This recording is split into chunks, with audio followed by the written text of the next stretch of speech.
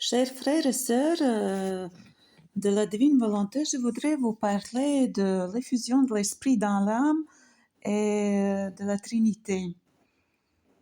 En vivant dans la divine volonté, nous pouvons vivre la vie même de Jésus ressuscité et ses mystères.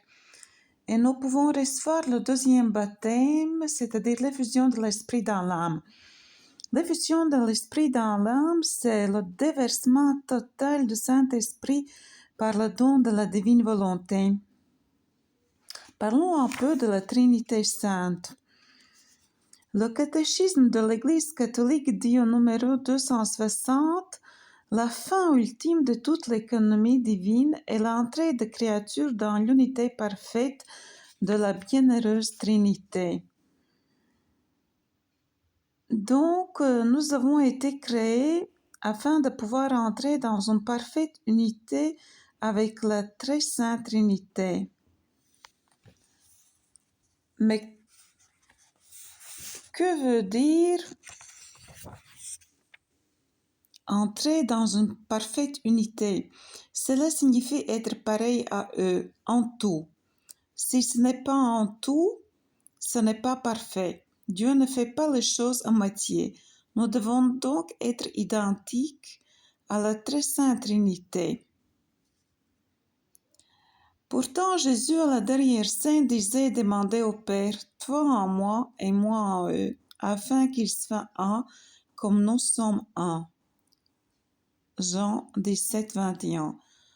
Jésus démontre qu'affirme le catéchisme, moi en eux, je dois me mettre en eux afin de les unifier avec nous, dit Jésus. C'est ainsi seulement que nous serons comme eux, avec Jésus en nous.